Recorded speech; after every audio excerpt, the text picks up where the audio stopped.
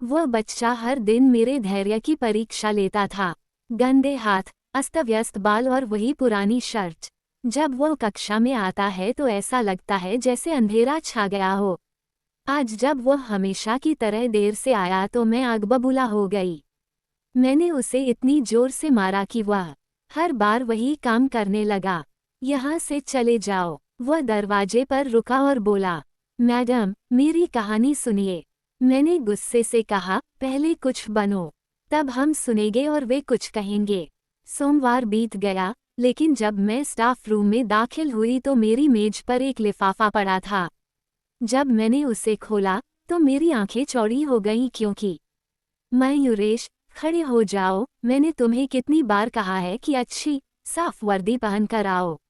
जब मैंने उसे डांटा तो उसने अपनी नज़रें नीचे कर लीं। उसके चेहरे पर आंसू साफ दिखाई दे रहे थे।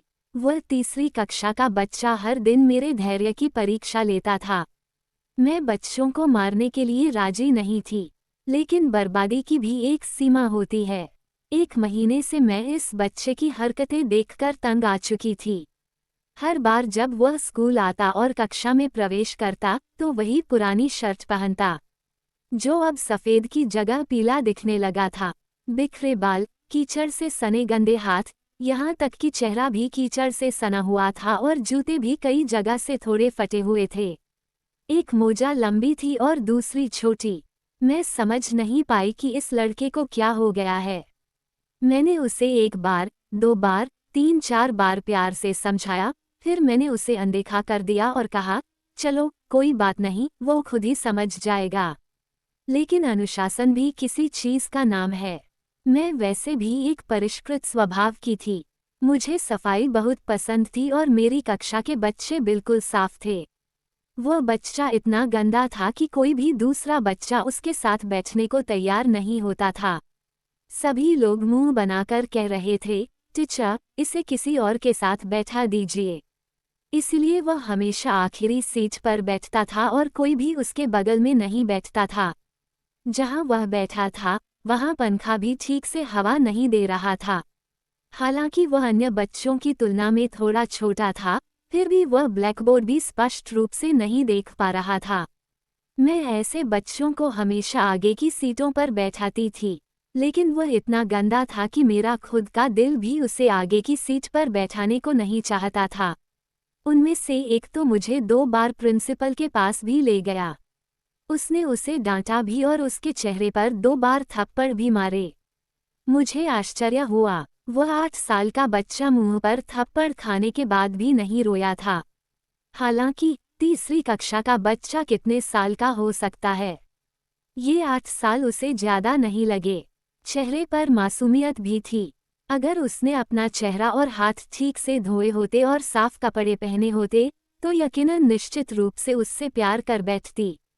उसकी आंखें बड़ी थीं और बाल भी भूरे थे, लेकिन वे मिट्टी से बने थे। मुझे नहीं पता कि उसकी मां को इसकी कोई जानकारी थी या नहीं। आप अपने बच्चे को कैसे भेज रहे हैं? मैं नहीं जानती कि आजकल किस तरह के पेरेंट्स हैं, बच्चों पर कोई ध्यान नहीं देता। हालांकि बच्चे का रंग इतना पीला नहीं था, लेकिन गंदे होने के कारण उसमें एक अजीब सा काला बैंगनी रंग आ गया था। उन्होंने बच्चे को अस्वीकृति से देखा। खैर, मैंने भी कभी प्यार नहीं देखा था। एक बार मैंने उसे एक बच्चे के साथ बैठाया। वह बच्चा पढ़ने में बहुत अच्छा था, लेकिन थोड़ी देर बाद वह बच्चा कहने लगा, इसके बैग से बदबू आ रही है। मैंने पूछा कि बदबू का क्या मतलब है, तो उसने कहा, उसके बैग से बदबू आ रही है। मुझे उल्टी जैसा लग रहा है। मैं उसके साथ नहीं बैठूंगा। मैंने कहा, यहीं आओ, और मेरे बगल में वह आया। मैंने अपनी आंखें नीची करके पूछा, तुम्हारे बैग में क्या है? उसने नकारात्मक रूप में अपना सिर हिलाया। उसने कहा, कुछ नहीं, मिस। मैंने कहा, मयूरेश, अपना बैग लाओ। वह चलते हुए छोटे छोटे कदम बढ़ाता गया, अपना बैग पकड़ा और मेरे पास ले आया। जैसे ही मैंने बैग खोला, मेरा दिमाग घूम गया। बस जब मैंने देखा, तो मुझे बासी खाने की चीजें दिखीं। मुझे बेचैनी होने लगी। मैंने कहा, मयूरेश, यह क्या है? वह दूसरी तरफ देखने लगा। मैंने कहा, यहाँ आओ। मुझे उस पर इतना गुस्सा आया कि मैंने उसके कान पकड़कर मरोड़ दिए। वह सीसी करने लगा। मैंने कहा, क्या तुम्हें बदबूदार चीजें अपने स्कूल में लाते हुए शर्म नहीं आती? बैग में गंदे कपड़े रखते हो, अपना होलिया देखो। तुम विद्यार्थी कम और कंगाल ज्यादा लगते हो। चलो इसे कूड़े में फेंककर आते हैं। वह इनकार में सिर हिलाने लगा। बोला, नहीं, मैं इसे कूड़े में नहीं फेंकूंगा। मैंने उसके गाल पर जोरदार तमाचा मारा। मेरी 5 उंगलियां उसके गाल पर छिप गईं। पर वह अजीब बच्चा था। उसकी आंख से एक आंसू भी नहीं गिरा था। बस 2:30 तक उसे खड़ा किया। मैंने कहा, अगर यह मेरा स्कूल होता तो मैं तुम्हें खड़े खड़े स्कूल से निकाल देती। तुम बहुत बदतमीज बच्चे हो। मैंने अपनी जिंदगी में तुम्हारी उम्र का इतना बदतमीज और बदला लेने वाला लड़का नहीं देखा, न ही इतना गंदा। मेरी बात सुनने के बाद भी वह कुछ नहीं बोला। खैर, मैंने उससे कहा कि जाकर अपना बैग उठाओ, क्लास से निकलो और एक पैर पर खड़े हो जाओ। उसने कहा, दर्द होता है। मैंने कहा, मैं तुम्हारा सिर काट दूंगी। आइए बाहर चले। मेरी बात सुनकर वह बेचारा अपना थैला उठाकर बाहर खड़ा हो गया। हमारे स्कूल का निर्माण इस कष्ट के साथ किया गया था कि बीच में एक खुला मैदान हो और उसके चारों ओर सभी कक्षाएं बनाई जाएं। मैंने उसे बाहर खड़े रहने को कहा। बाहर बहुत गर्मी थी और वह एक पैर पर खड़ा हो गया। वह मुश्किल से 8 साल का था, इसलिए उसे खड़े होने में कठिनाई होती थी, लेकिन मेरी घूरती निगाहों को देखकर वह एक पैर पर खड़ा हो गया। आधे घंटे बाद मैंने उसे फ़ोन किया और बताया, चलो अपना बैग साफ करें। उसने सारी किताबें निकालकर एक तरफ रख दी और बासी खाना खा लिया। उसने उसे बाहर रख दिया। पक्षियों और जानवरों ने उसे खाना शुरू कर दिया। खैर, मैंने उसे कक्षा में एक अलग कुर्सी पर बैठाया। मैंने देखा कि उसकी नज़र ब्लैकबोर्ड की बजाय कक्षा के बाहरी दरवाजे की ओर थी, जहां उसने अपना बासी खाना अपने सामने रखा हुआ था, जिसे पंछी खा रहे थे। वो उसी की ओर देख रहा था। मैंने कहा, ब्लैकबोर्ड पर देखो मयूरेश। तभी वह चौंक गया और ब्लैकबोर्ड की ओर देखने लगा, लेकिन उसकी नज़र बाहर खड़े उसी बासे खाने पर थी। कुछ ही देर में पक्षी खाकर चले गए। उसने गहरी सांस ली और चुपचाप बैठ गया। मुझे स्कूल में पढ़ाते हुए केवल 2 महीने ही हुए थे और अब मैं एक टर्म पेपर देने वाली थी। मैंने बच्चों की परीक्षाएं लेना शुरू कर दिया। मुझे आश्चर्य हुआ कि मयूरेश को सबसे अच्छे अंक मिले। यह मेरे लिए अविश्वसनीय था। वह गंदा सा बच्चा जो न तो अपनी सफाई के प्रति सजग था और न ही अपनी पढ़ाई पर ध्यान देता था। उसके ग्रेड सर्वोत्तम कैसे हो सकते थे? मैंने कहा, मयूरेश इधर आओ। वह मेरे पास आया। मैंने कहा, आप कॉपी कर रहे थे, है ना? उसने नकारात्मक भाव से अपना सिर हिलाया। नहीं मिस, मयूरेश कॉपी नहीं करता है। मैंने उसके मुंह पर थप्पड़ मारा। मैंने कहा, तुम झूठ बोल रहे हो। मैंने उसे थप्पड़ मारते हुए उसका कान भी पकड़ लिया। कक्षा का सबसे प्रतिभाशाली बच्चा उसी बच्चे के पीछे बैठा था। मुझे 100% यकीन था कि उसने उसी बच्चे के कॉपी करके लिखा है, लेकिन आश्चर्य की बात ये थी कि उसने इस बच्चे के बारे में भी कुछ कहा था। संख्याएं इससे भी कम आईं। मैंने कहा कि मुझे झूठ से नफरत है। मैं तुम्हें इतना मारूंगी कि तुम जीवन भर मेरी पिटाई को नहीं भूलोगे। सच बताओ, आप बातचीत कर रहे थे, है ना?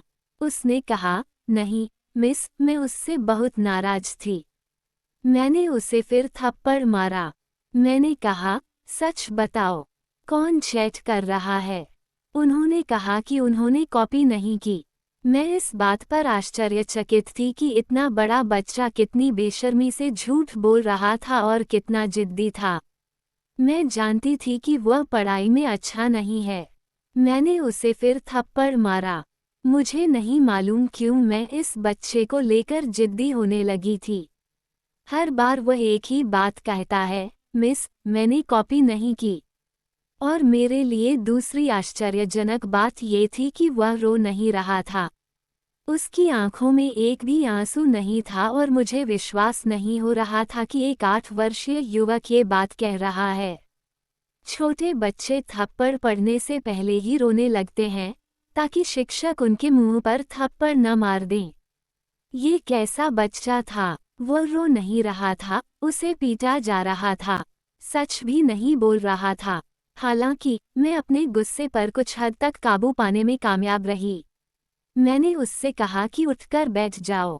पता नहीं क्यों मैं इस बच्चे को बर्दाश्त नहीं कर पा रही थी। हालांकि वह एक छोटा मासूम बच्चा था, लेकिन वह मेरे लिए एक जिद्दी इंसान बन गया था। एक तो उसके कपड़े गंदे हैं, हाथ गंदगी से सने हैं और चेहरा बिखरा हुआ है। मैं तभी वहां से निकलती जब मुझे कोई टूटा हुआ जूता दिखता। मैंने इस बच्चे से कब प्यार से बात नहीं की। खैर, बच्चा बैठने लगा। उसकी आंखों में अभी भी आंसू नहीं थे। मेरे लिए वो बच्चा गया काजिबो एक घटिया किस्म का प्राणी था। बच्चे रो रहे थे, लेकिन वह नहीं रो रहा था। उसे जितना चाहो थप्पड़ मारो, वह चुप रहा। उसने अपनी बात से एक पल भी नहीं चूका। खैर, जब मैं अगले दिन स्कूल आई तो सीधा टीचर के पास गई। मैंने पूछा, आपने इस बच्चे को स्कूल में क्यों रखा? यह कोई सरकारी स्कूल नहीं है। वहाँ एक निजी अंग्रेजी माध्यम स्कूल है। क्या आपने इस बच्चे की वर्दी देखी है? ये कितनी पुरानी है। फिर भी आप उसे स्कूल से नहीं निकालते। अगर मैं तुम्हारी जगह होती तो उस बच्चे को निकाल देती, उन्होंने कहा। उसकी वर्दी पुरानी है, लेकिन वह पढ़ाई में अच्छा है। मैडम की बातें सुनकर मुझे आश्चर्य हुआ था। उन्होंने कहा, वह समय पर पढ़ाई कर देता है। मैंने कहा, उसकी माँ एक बार प्रिंट मीटिंग में आ चुकी है। वह ना कहने लगी, वह तो बस एडमिशन लेने आई थी। तब से यह नहीं आई है। उन्होंने अपने बेटे को पढ़ने देने के लिए बहुत विनती की थी। इसलिए मैंने इस बच्चे को बाहर नहीं निकाला। बस इतना समझ लीजिए कि मुझे नहीं पता क्यों मैं इसे बाहर नहीं निकाल सकी। महोदया, आपने जो कहा वह मेरे लिए थोड़ा आश्चर्यजनक था। वह वास्तव में कोई प्रतिभाशाली छात्र नहीं था। फिर उसने मुझसे पूछा, क्या तुमने कल उस बच्चे को परीक्षा में मार दिया? मैंने कहा हाँ, वह कॉपी कर रहा था। मैडम ने कहा, ये सच नहीं है। वह शुरू से ही पढ़ाई में अच्छा रहा है। उसके पास हमेशा समय रहता है। वह किसी से बातचीत नहीं करता। ये सुनकर मुझे थोड़ी हैरानी हुई। ये संभवतः मेरे जीवन का पहला बच्चा था, जो कि एक अजीब बात थी। फिर उन्होंने कहा कि वह प्रथम श्रेणी में भी स्थान लेता रहा। मुझे मैडम की बात पर विश्वास नहीं हुआ था। खैर, मैं अपनी कक्षा में पहुंच गई। जब मैंने पहली बार मयूरेश को ध्यान से देखा तो वह एक नज़र किताब को घूरता रहा। जब मैं उसे ब्लैकबोर्ड पर गणित का कोई प्रश्न समझाती तो वह बस एक बार उसे देखता और फिर अपनी कॉपी पर उसे हल करना शुरू कर देता। उसका हाथ तेजी से कॉपी पर चलने लगा। एक बार मैंने इसकी प्रति देखी। लिखावट बहुत अच्छी नहीं थी, लेकिन प्रश्न में कोई गलती नहीं थी। मैंने उससे कहा कि वह यहाँ आए। शायद वह मुझसे डरने और घबराने लगा था। उसने कहा, मिस, मैंने कहा था ब्लैकबोर्ड पर प्रश्न हल करें। उन्होंने मेरे हाथ से प्रश्न लिया और 1 मिनट के भीतर उसे हल कर दिया, जो कि बिल्कुल सही था। मैंने उसे ब्लैकबोर्ड पर इस तरह 3 प्रश्न करने को कहा। उन्होंने तीनों को हल करके दिखाया। मुझे यकीन था कि वह पढ़ाई में अच्छा है, लेकिन फिर वह ऐसा क्यों दिखता है? उन दिनों मेरे रिश्ते की चर्चा चल रही थी।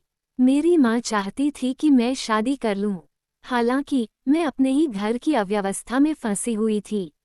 रिश्तेदार मुझे देखने आए और उन्हें मैं पसंद आ गई। हालांकि यह सिलसिला पिछले 4 वर्षों से चल रहा था, लेकिन मेरा मन अब बना था। वो कुछ ही महीनों में शादी करना चाहता था और रिश्ता इस शर्त पर तय हुआ कि मैं अपनी नौकरी जारी रखूंगी। क्योंकि मेरे मंगेतर अक्षय की सैलरी बहुत अधिक नहीं थी, इसलिए मेरी सास ने पहले ही कह दिया था कि घर को वे दोनों मिलकर ही चला सकते हैं। मेरी माँ ने भी रिश्ता तय कर दिया था। मुझे इस पर कोई आपत्ति भी नहीं थी। मैं अपने माता पिता के घर पर भी काम कर रही हूँ। मैंने बाद में भी काम करना जारी रखा और स्कूल में वेतन भी अच्छा था। वैसे भी मैं इन दिनों शादी की खरीदारी में व्यस्त थी, इसलिए मैंने मयूरेश पर ज़्यादा ध्यान नहीं दिया। एक बार मैं खरीदारी में व्यस्त थी जब मैंने मयूरेश को वहां देखा। बाजार के एक कोने में एक कूड़े का डिब्बा रखा था और वो उस कूड़े के डिब्बे में से कुछ निकाल रहा था। मैं ये देखकर हैरान रह गई। वो एक अजीब, गंदा बच्चा था। खैर, इससे पहले कि मैं उसके पास जाऊं और उससे पूछूं कि वो इस गंदगी और कचरे में क्या कर रहा है, मेरी माँ ने कहा, चलो, जल्दी करो, देर हो रही है। साक्षी ने बुलाया है। तुम्हारी सास घर आ गई हैं। मैं सोच रही थी कि वो इतनी जल्दी क्यों आ गई। साक्षी मेरी छोटी बहन का नाम था, लेकिन फिर भी हम घर चले गए। मेरी सास एक जोड़ी जूते लेने आई और एक जोड़ी जूते मेरे साइज के थे, ताकि कुछ जूते और बूट खरीद सके। अगली बार जब मैं स्कूल गई तो मयूरेश नहीं आया था, और यही उसका दिन का काम था। वो हमेशा उसे कक्षा में लाता था और आज मैं उसका इंतजार कर रही थी। मैंने सोचा था कि आज मैं उसे पूरी क्लास के सामने बेइज्जत कर दूंगी। मैंने अपने जीवन में इतना गंदा बच्चा कभी नहीं देखा। कुछ देर बाद वह आया, मेरी तरफ देखा, फिर अपनी नज़रें नीची करके बोला, मैडम, क्या मैं अंदर आ सकता हूँ? मैंने कहा हाँ, आओ और मेरे पास आओ। वह मेरे पास आया। मैंने पूछा, आप कहाँ से आए हैं? उसने कहा, मैं घर से आया हूँ। मैंने कहा, कल मैंने तुम्हें बाजार में देखा था। तुम कचरे में क्या ढूंढ रहे थे? तुम्हारा मन टूटा नहीं है? ऐसे गंदे इंसानों के कूड़े में हाथ डालने में तुम्हें कोई शर्म नहीं आती? मेरी बात सुनने के बाद उसने पूरी कक्षा की ओर देखा। सभी बच्चे उसकी ओर निराशा और घृणा से देख रहे थे। उसने अपनी नज़रें फेर लीं। मैंने पूछा, बताओ तुम वहाँ क्या कर रहे थे? उसने कुछ नहीं कहा। मैंने कहा, मयूरेश, मुझे बताओ तुम क्या कर रहे थे? उसने कहा, मैडम, मैं कुछ भी नहीं कर रहा था। मैं गंदा हूँ, है न? इसलिए मुझे कूड़े में रहने की आदत है। अगर तुम चाहो तो मुझे मार सकते हो। ये कहते हुए उसने अपने मिट्टी से सने हाथ मेरे सामने फैला दिए। मैंने रेत भी नहीं दी। मैंने अपने हाथ में पकड़ी हुई छड़ी से उसके हाथ पर जोर से मारा। पूरी छड़ी उसके हाथ पर जोर से लगी थी, लेकिन उसकी आंखों में आंसू नहीं थे। मैंने कहा, तुम बहुत साहसी व्यक्ति हैं। देखिए, आगे बढ़ने पर आपको असफलता ही मिलेगी। उसने जवाब दिया। उसने मेरी ओर देखा। पहली बार मैंने उसकी आंखों में बेबसी देखी। उसने कहा, मैडम, मुझे मार दो, दंड दो, बस बुरी बददुआ मत करो। माँ कहती है कि शिक्षक का श्राप पिता के श्राप जैसा लगता है। इतने छोटे बच्चे से इतनी बड़ी बात सुनकर मुझे निश्चित रूप से आश्चर्य हुआ। उन्होंने कहा कि एक शिक्षक आध्यात्मिक माता पिता की तरह होता है, इसलिए उसकी प्रार्थनाएं और शाप भी माता पिता की तरह लगते हैं। फिर उन्होंने कहा, मेरी माँ मुझसे कहती हैं कि मुझे नहीं पता कि मुझे अपने व्यवहार पर थोड़ा अफसोस क्यों हुआ, लेकिन मैंने खुद को झकझोरा कि मैंने कुछ भी गलत नहीं किया है। उसकी हरकतें ऐसी ही थीं। वैसे भी, मेरी शादी का दिन नज़दीक आ रहा था। मैंने अपनी मैडम से 1 सप्ताह की छुट्टी ली, फिर 1 सप्ताह शादी में बीता। शादी के 2-3 दिन के भीतर वो मुझे नैनीताल के हर कोने में ले गया, लेकिन फिर उसने कहा कि वो मुझे ज़्यादा दूर तक नहीं ले जा सकता, क्योंकि मेरा वेतन इतना अधिक नहीं है। मैंने कहा, कोई बात नहीं, मैं समझ गई। फिर मैंने अपनी नौकरी शुरू कर दी और वह भी अपने ऑफिस जाने लगा। जीवन खत्म हो गया था। मेरे ससुराल वालों में मेरी ननंद थी और एक देवर भी था, लेकिन दोनों वह विवाहित थी और कभी कभार ही आती जाती थी।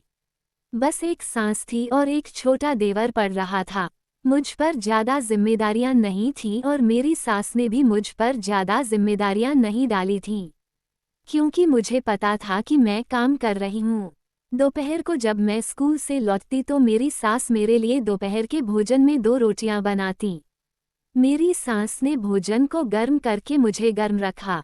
हालांकि मैं कहती थी, माँ, मुझे रहने दो, मैं इसे खुद बनाऊंगी। वो कुछ नहीं कहती, मैं इसे रोहन के लिए भी बनाऊंगी, इसलिए मैं आपकी 2 रोटियां खाऊंगी। इससे कोई फर्क नहीं पड़ता, बेटा। अगर हम एक दूसरे का सहयोग करें तो जीवन आसान हो जाएगा। मुझे खुशी थी कि मेरी सास बहुत अच्छी थी।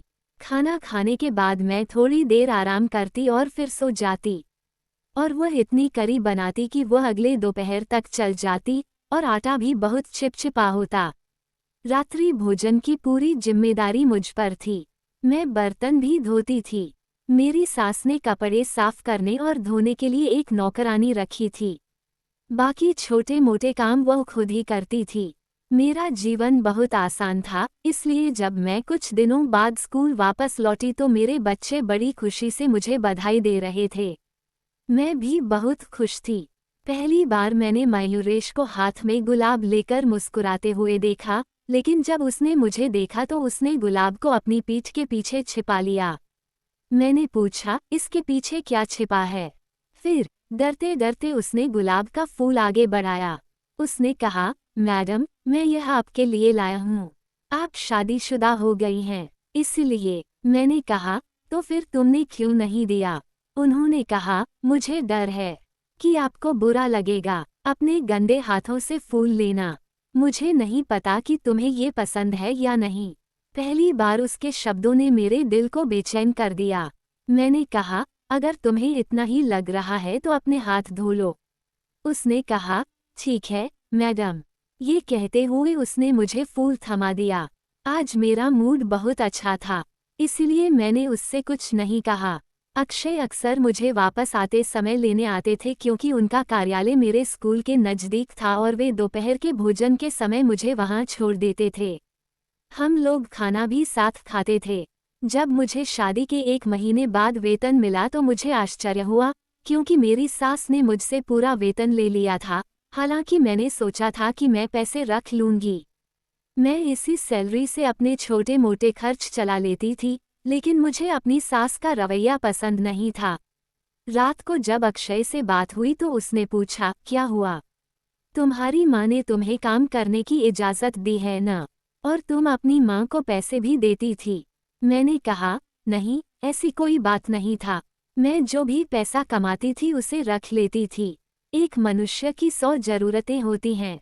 अब मैं जो भी पैसा कमाऊंगी उसे तुम्हारी माँ के हाथों में रखूंगी और अपनी हर ज़रूरत के लिए उनसे मांगूंगी।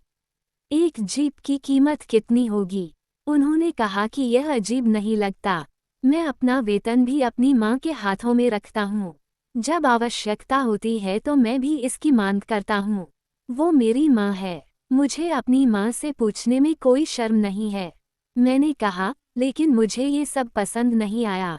उसने कहा, देखो, मैं बिल्कुल भी चर्चा के मूड में नहीं हूँ।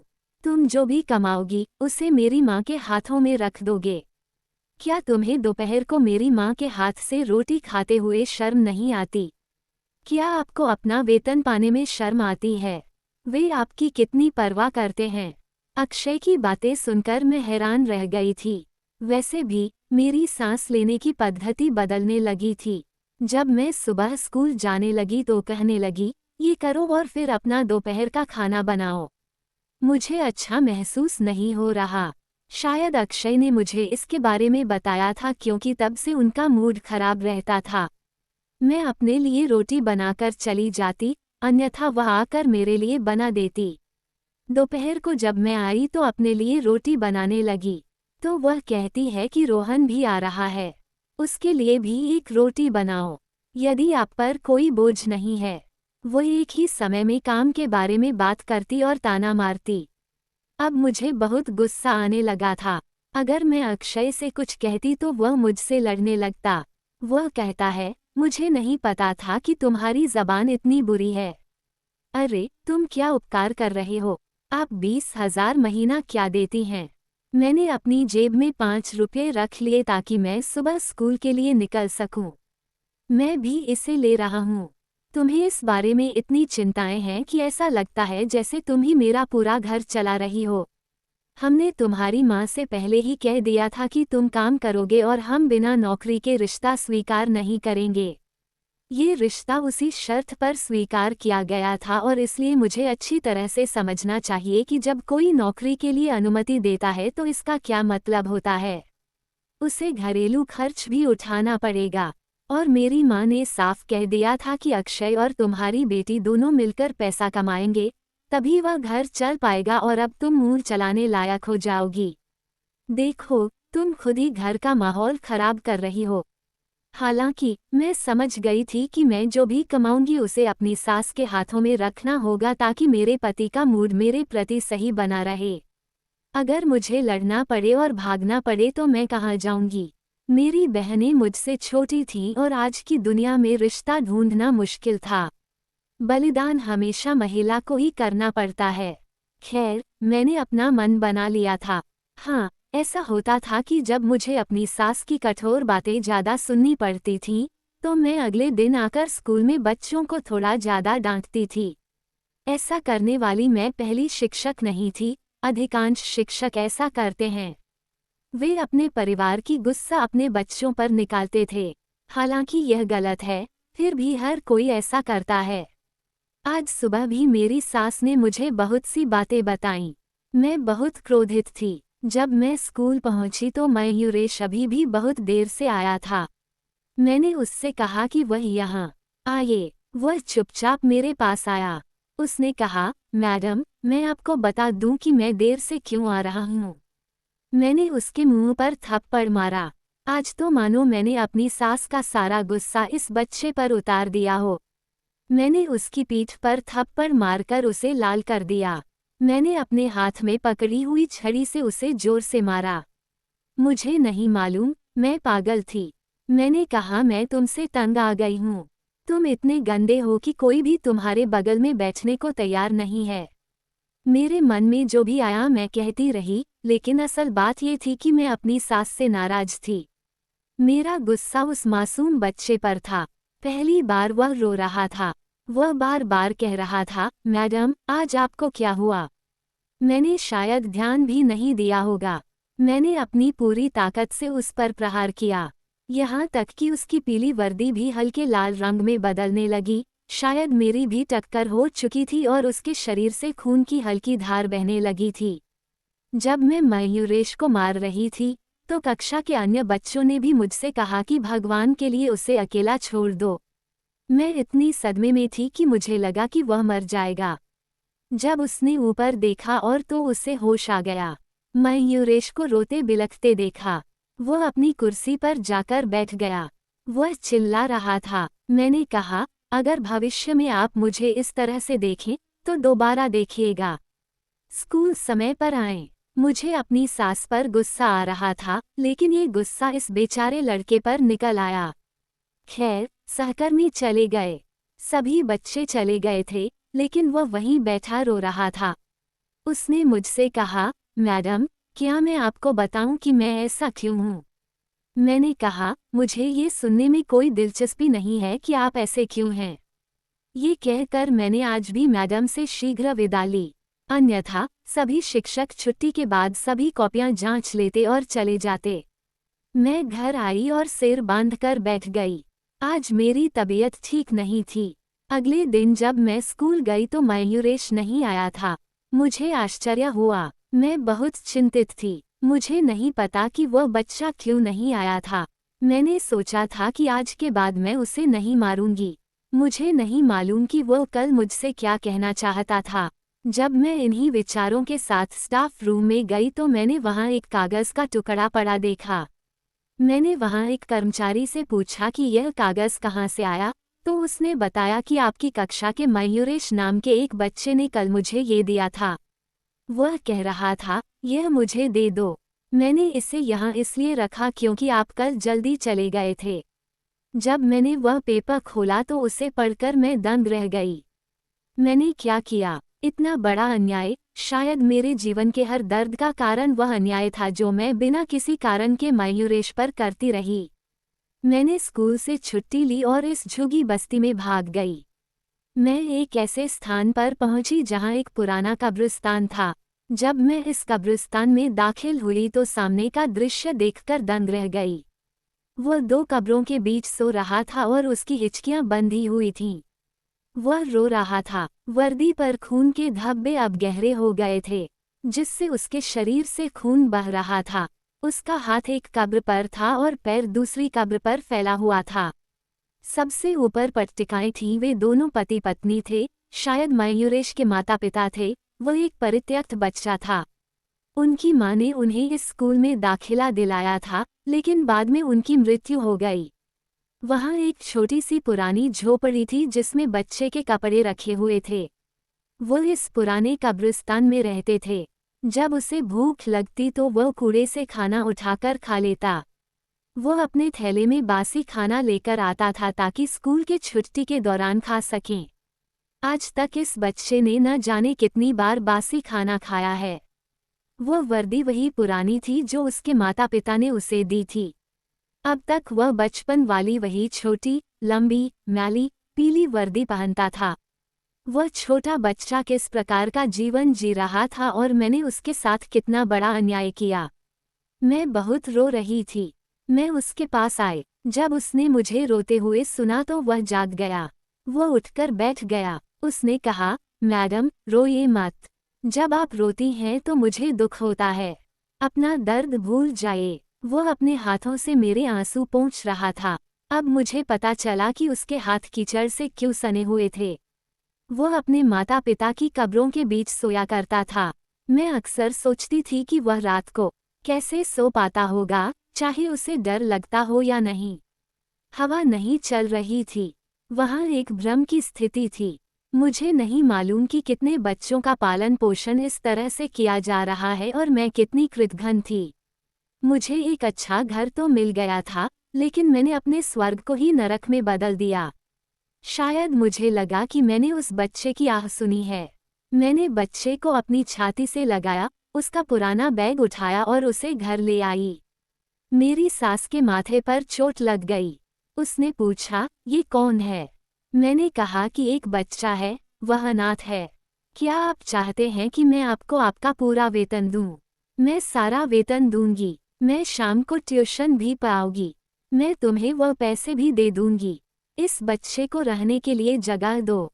मेरी सास के पास एक छोटा सा कमरा था जिसका उपयोग वह स्टोर रूम कक्ष के रूप में करती थी। उसने कहा, चलो, उसका बिस्तर इसी पर बनाते हैं। मैंने वहाँ एक पंखा खरीदा और उसे लगा दिया तथा एक बिस्तर भी बना दिया। जब से वह बच्चा मेरे घर में रहने लगा है, पहली बार मैंने खुद उसके हाथ मुंह धुलवाए और उसे यूनिफॉर्म भी दी। मेरे पति का वेतन 2 गुना हो गया। मेरी सैलरी भी बढ़ गई, क्योंकि मैंने उस अनाथ बच्चे के सिर पर अपना हाथ रखा था। मेरे जीवन में खुशियां आने लगीं। मैं चाहती हूँ कि हर कोई यह समझ सके कि अनाथ के सिर पर अपना हाथ रखकर भगवान मानवीय चिंताओं को समाप्त कर देगा और उन्हें खुशियों में बदल देगा।